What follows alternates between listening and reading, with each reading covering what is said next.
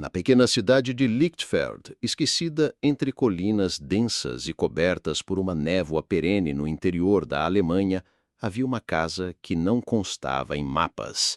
Nem mesmo os moradores mais antigos sabiam ao certo quando ela foi construída, tampouco quem a ergueu. Seu nome era apenas sussurrado entre as crianças e evitado pelos adultos. Eles a chamavam de a Casa dos Dorminhocos, um nome estranho, quase inofensivo, até que se descobrisse o motivo por trás dele. A construção era imensa, feita de pedras escuras e madeira enegrecida pelo tempo. Suas janelas, sempre fechadas, pareciam observar qualquer um que ousasse chegar perto. E o portão enferrujado rangia mesmo sem vento. Mas o que realmente assombrava Lichtenfeld não era sua aparência, era o que se dizia sobre quem morava ali. A família von Eltz. Um sobrenome antigo, nobre e completamente esquecido nas árvores genealógicas.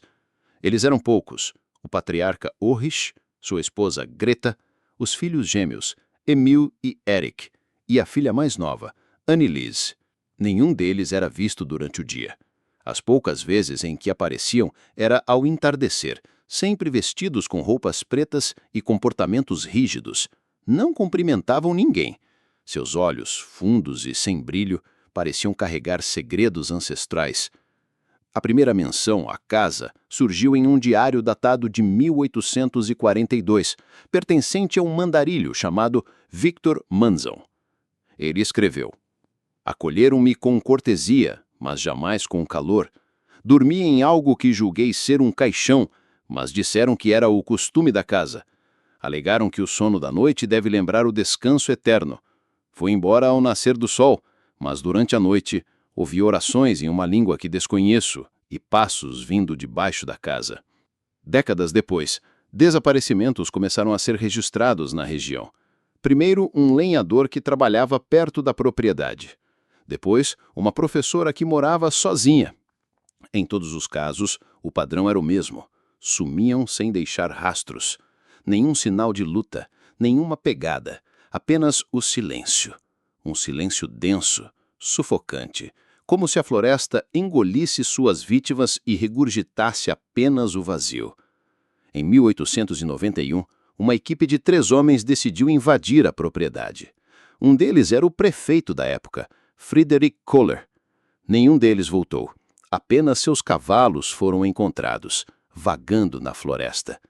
Um diário manchado de sangue foi achado próximo ao portão da casa semanas depois. Dizia: "A casa respira, a madeira geme com vozes, e há algo debaixo do chão, algo que se move." Especialistas que investigaram o local anos depois descreveram a sensação de andar pelos corredores como estar sendo observado por paredes que pulsavam. Um historiador local, Hans Brauer, escreveu um artigo sobre a família von Eltz e suas origens. Descobriu que a linhagem remontava à Idade Média, envolta em práticas funerárias antigas e rituais pagãos ligados ao culto da morte como entidade viva. Diziam que os von Eltz não temiam a morte, mas a veneravam. Hans encontrou registros que indicavam que a casa foi construída sobre um antigo cemitério celta, onde rituais de transição eram realizados. Os corpos não eram enterrados, mas selados em câmaras, como se aguardassem algo. Os von Eltz, segundo ele, acreditavam que o sono era um ensaio para a morte, e por isso dormiam em caixões. Não por morbidez, mas como preparação. Anneliese von Eltz, a filha mais nova, teria sido vista pela última vez em 1904. Uma menina pálida, com olhos vítreos e um vestido branco manchado de terra. Um camponês relatou que ela apareceu no campo pedindo ajuda para acordar os irmãos. Quando questionada, desapareceu diante dos seus olhos. Durante a Primeira Guerra Mundial, um grupo de soldados alemães se refugiou na casa por engano. Só um deles sobreviveu. Ele foi encontrado semanas depois em estado de choque, incapaz de falar. Suas unhas estavam arrancadas e a palavra "Wach", acorde, estava esculpida no seu peito. Nunca mais voltou ao normal. A partir de então, a casa foi selada pelas autoridades, mas isso não impediu que curiosos tentassem entrar. O investigador paranormal Dieter Rausch conseguiu filmar parte de sua exploração em 1973. No vídeo, escuta-se apenas sua respiração e sons metálicos no fundo. No minuto 17, a câmera cai ao chão e capta uma figura esguia, imóvel, com olhos completamente pretos e um leve sorriso. Dieter nunca mais foi visto. Moradores de Lichtenfeld relatam até hoje ouvir batidas cadenciadas vindo da direção da casa durante as madrugadas, como se alguém batesse de dentro de um caixão. Outros dizem ter visto sombras se movendo na janela mais alta da torre. Uma teoria assustadora sugere que os von Eltz nunca morreram, que aprenderam a desacelerar seus batimentos ao ponto de entrar em estado de hibernação, e que os caixões são, na verdade, câmaras para essa suspensão vital.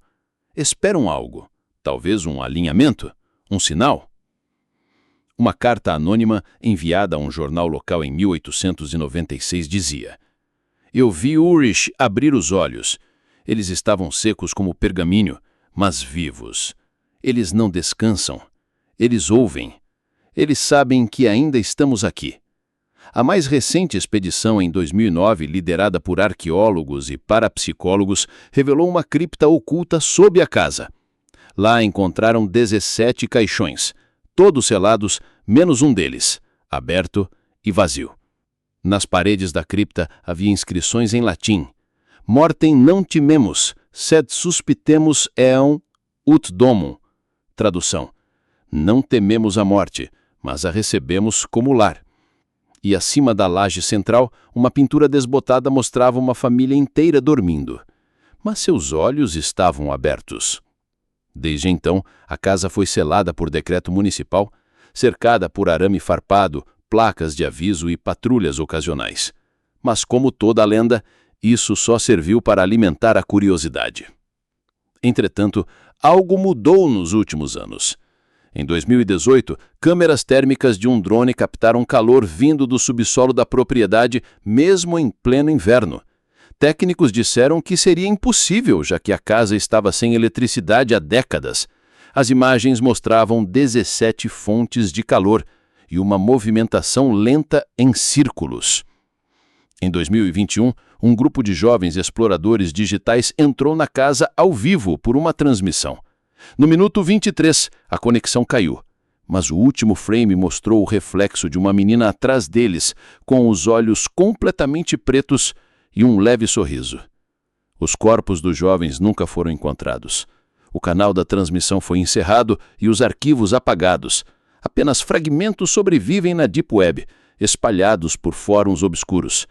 Hoje, alguns moradores relatam que as batidas se intensificaram, 3 por vez, sempre às 3 da manhã. Alguns relatam sonhos recorrentes, todos com a mesma imagem.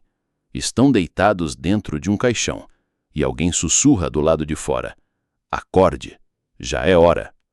Há quem diga que Annelies ainda caminha pelos campos nos arredores, sempre pedindo ajuda para acordar os irmãos, sempre com o mesmo vestido, sempre sorrindo. Ninguém mais ousa se aproximar da propriedade, não por medo da casa, mas porque temem que ela reconheça seus nomes e os chame para dormir.